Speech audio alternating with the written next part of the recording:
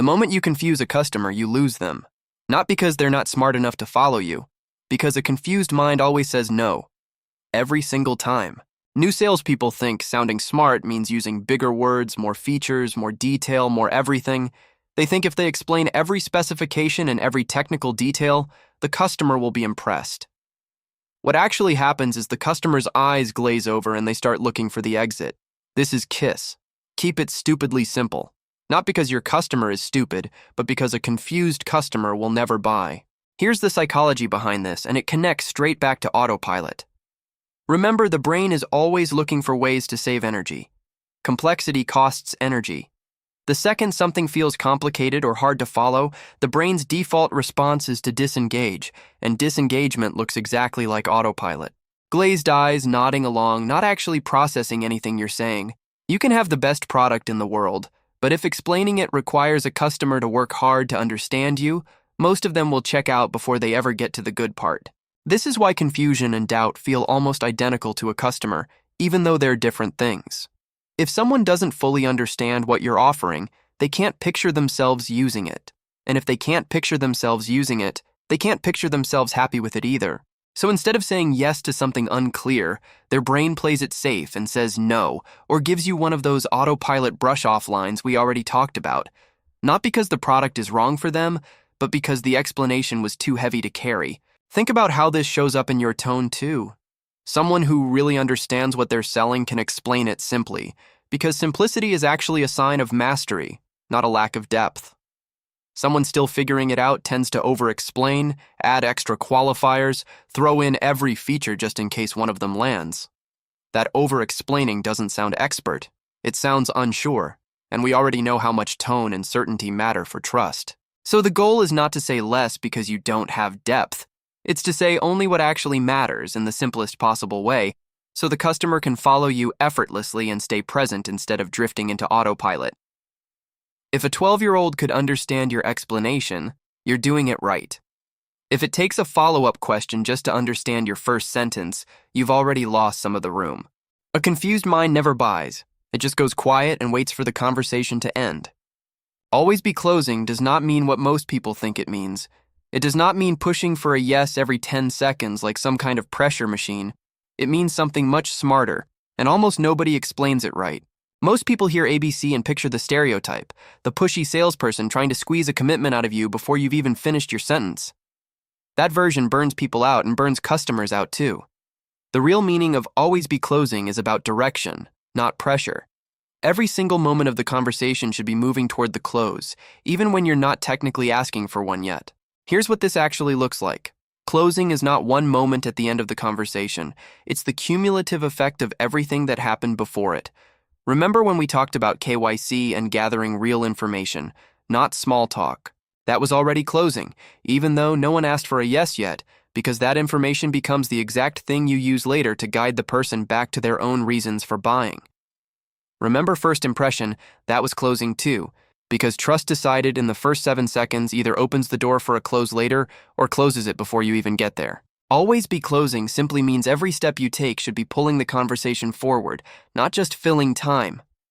A lot of salespeople treat rapport building as a separate box to check before the real selling starts. That's backwards. Rapport is part of the close.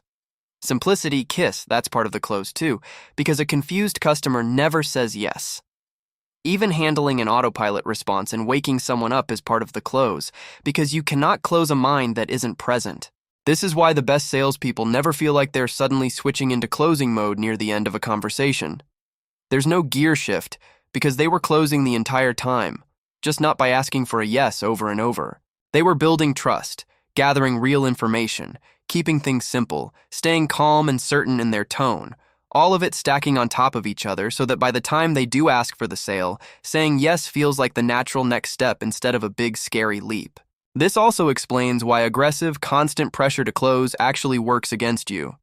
If you skip the steps and just repeatedly ask for the sale, you're not closing more, you're closing less, because you never built the foundation that makes the yes feel safe.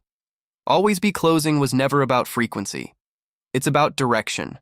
Every moment either moves someone closer to a confident yes, or it doesn't. Your job is to make sure it always does. You do not close at the end of the conversation. You close throughout it, and the end is just where it becomes visible.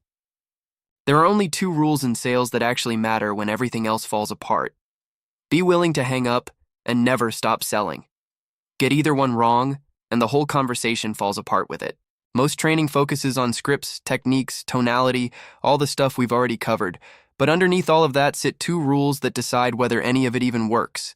The first rule sounds almost backwards: be willing to hang up, and the second rule is the one everyone's heard but almost nobody actually lives by: always be selling.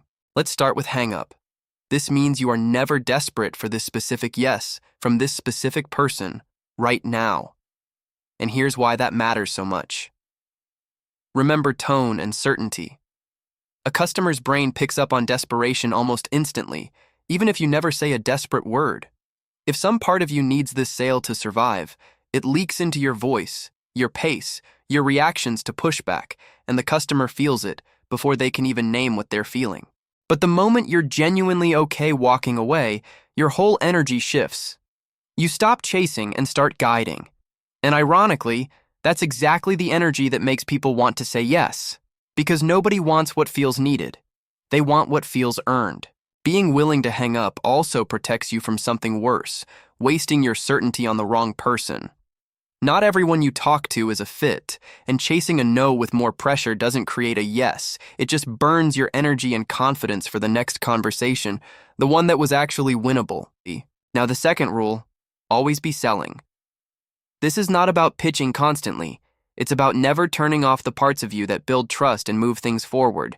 Remember, always be closing, how every step, from first impression to KYC to tone, is quietly part of the close the whole way through. Always be selling is the same idea but bigger. It doesn't just apply to this call. It applies to how you show up after someone says no, how you follow up a week later, how you talk about your work when you're not even trying to sell anything. Because people are always watching how you carry yourself, and that becomes the reputation that sells for you before you ever open your mouth. Here's where the two rules meet. Being willing to hang up gives you the calm certainty that makes always be selling actually believable. Nobody trusts a desperate person selling nonstop. But someone who's clearly fine either way and still shows up consistent and confident every single time, that's the person people eventually come back to and say yes. The moment you're actually willing to hang up is the moment you stop needing to. That's when people start saying yes.